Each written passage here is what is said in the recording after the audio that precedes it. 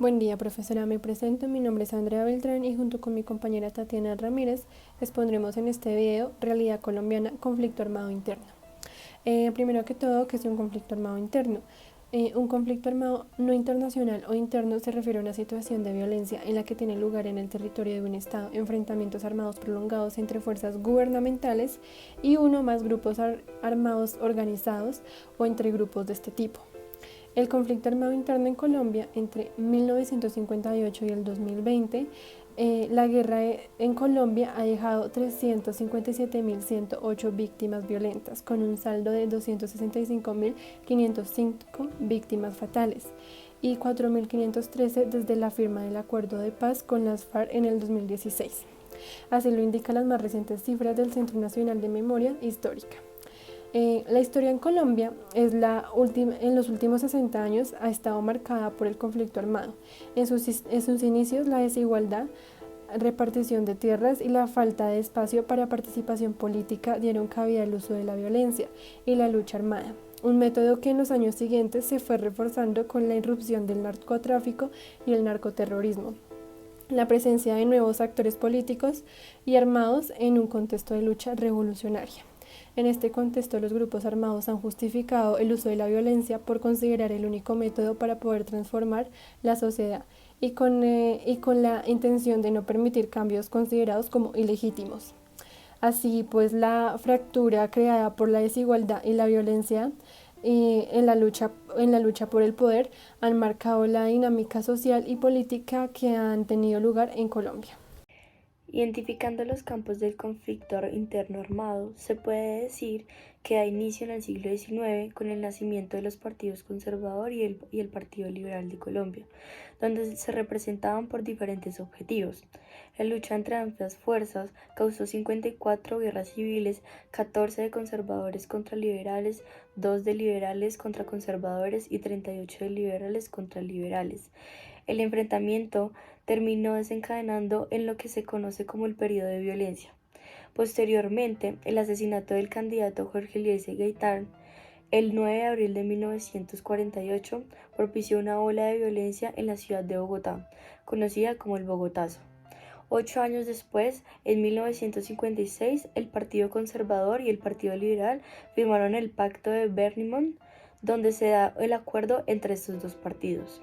Consiguiente a esto, nacen nuevos partidos opositores, como el Movimiento Revolucionario Liberal, MRL, el Movimiento Obrero Independiente Revolucionario, MOIR, y la Alianza Nacional Popular, ANAPO.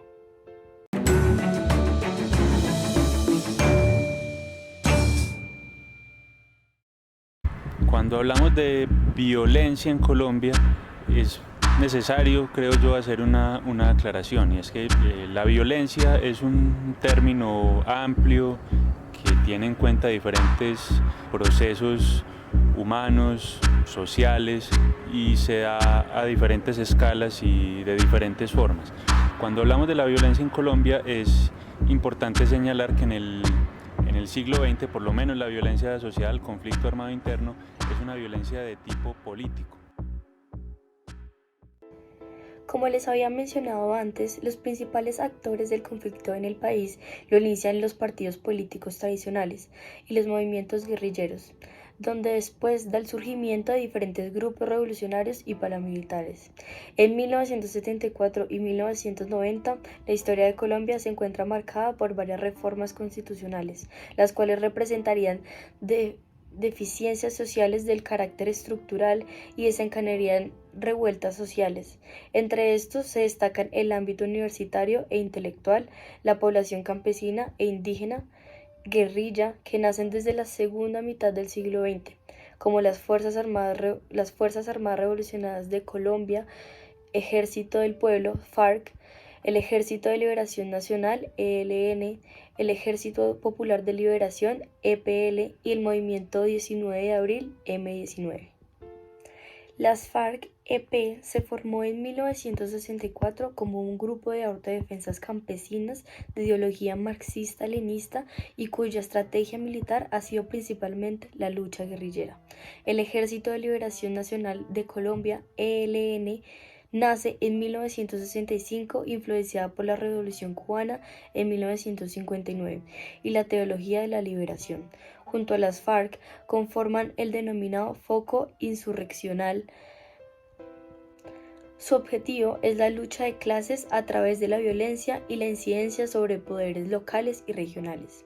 El Ejército Popular de Liberación Nacional, EPL, nace en 1966 y la diferencia de los anteriores es que su ideología es marxista-leninista maoísta, vinculado con el Partido Comunista. El paramilitarismo son grupos de extrema derecha que se multiplicaron en la década de 1980 y tienen su origen en la promulgación de la Ley 48 de 1968, a través de la cual el Estado colombiano permitió la privatización de la lucha armada a manos de civiles protegidos por los intereses de las élites regionales. El narcotráfico. En la década de 1990, Colombia se convirtió en el primer productor de coca en todo el mundo, donde el narcotráfico pasa a ser el principal factor del conflicto armado en el país. Y finalmente, las fuerzas de seguridad, que comprenden en fuerzas militares, ejército, armada y fuerzas aéreas, y la Policía Nacional. Estos organismos iniciaron en la lucha contra los grupos insurgentes que tenían como objetivo la erradicación de la amenaza comunista a través de la creación de cuerpos de seguridad antiterroristas y de un sistema de desarrollo social.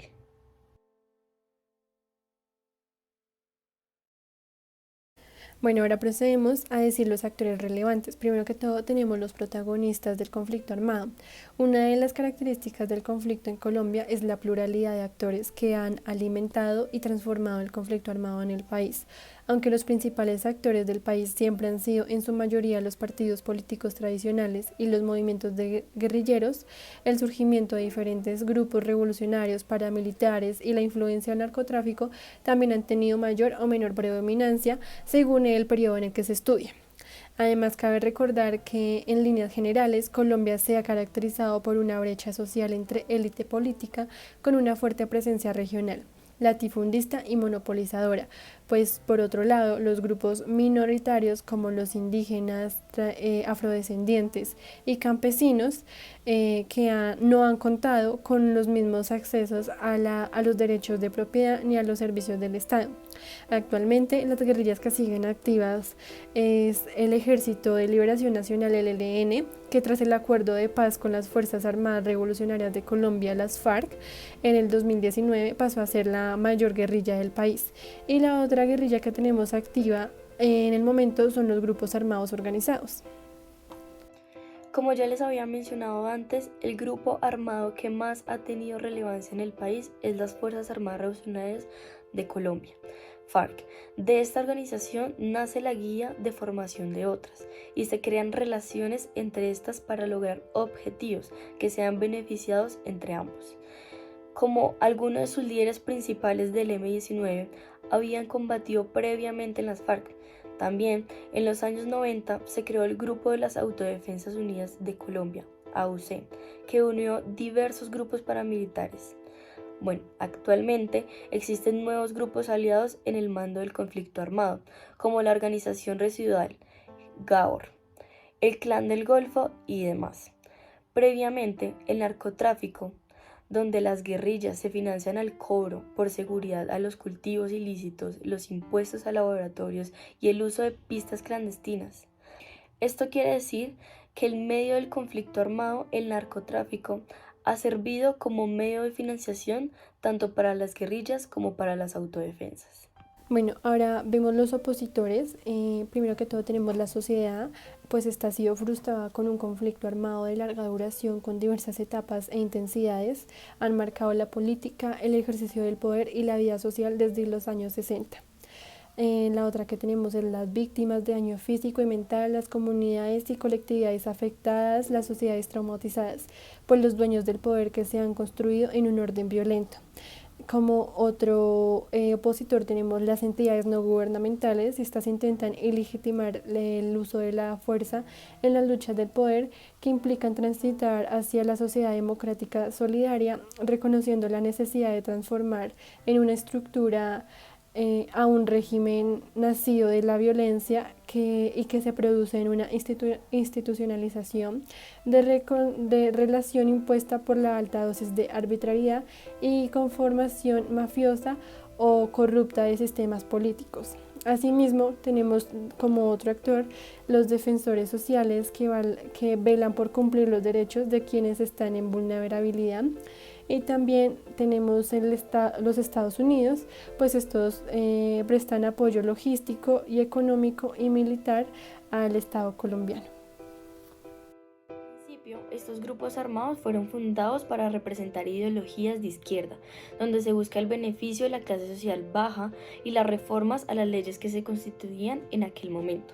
Posteriormente, estas ideologías tomaron un giro donde se empezó a amenazar al Estado, creando atentados, bombardeos, secuestros, extorsiones y demás acciones que se viven el día de hoy.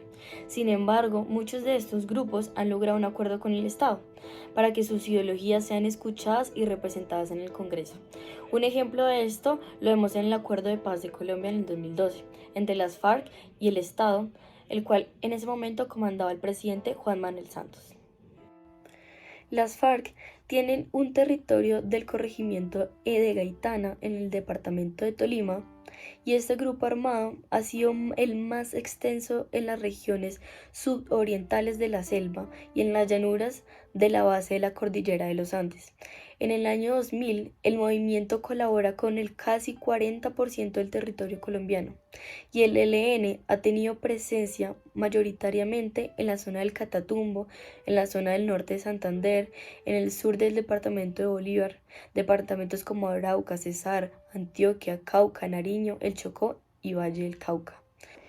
Esto sí, sin excluir que el país entero está sometido al conflicto armado, donde cada rincón del país ha sido zona de ataque entre grupos armados y el Estado, extorsiones y demás factores que influyen en el conflicto.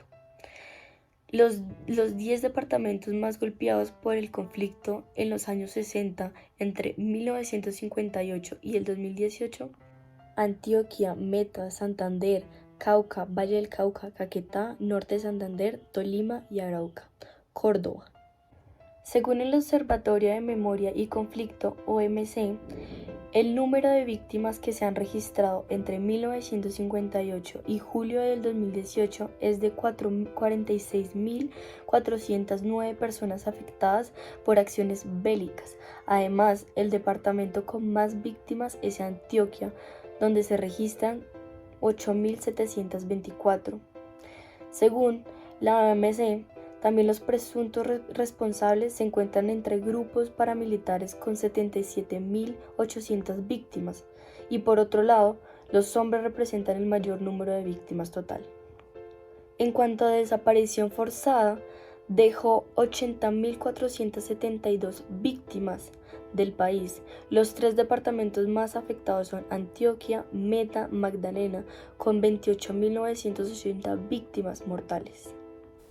Bueno, tenemos la relación de fuerza, esa es la relación entre los actores mencionados actualmente.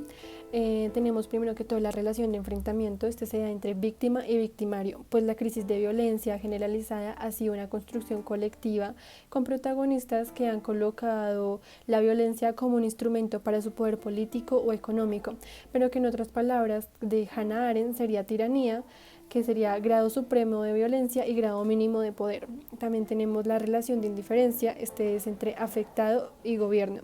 Pues el gobierno actual hemos podido evidenciar que la violencia ha aumentado y se considera que sus decisiones tomadas influyen en la guerrilla, pues se ha trascendido las fronteras entre cifras. En este punto se puede ver que el poder es la probabilidad de imponer su propia voluntad dentro de una relación social contra la resistencia. Esta definición del poder según Max Weber. También tenemos la relación de cooperación entre las redes económicas, políticas y sociales y legales, donde se puede ver una definición del poder como una relación en la cual personas o grupos pueden determinar la acción de otro, satisfaciendo las necesidades del primero. Esta, según lo expone David Easton, como definición de poder. También tenemos Otra relación de cooperación entre ciudadanos de las zonas urbanas del país y afectados, pues esto se han manifestado a través de las protestas, manifestaciones pasivas en contra y condenando totalmente los actos ocurridos en las zonas periféricas del país. Y para finalizar, se considera como poderoso o fuerte a un grupo o una persona que utiliza la violencia o las armas para lograr sus fines. El conflicto interno armado en Colombia está sometido a dicha violencia, donde ésta aparece en la base misma de la política, fundándola y extendiéndose a través de ella. De manera que los vínculos entre poder político y violencia se relacionan con el dominio de pocos en contra de muchos, donde ha sido afectadas millones de personas año tras año, década tras década, en una guerra que empezó como una desigualdad y que terminó en un país violentado con fracturaciones sociales, culturales, sociopolíticas y demás factores influyentes. Y esta fue toda la presentación. Muchas gracias. El conflicto armado interno de Colombia.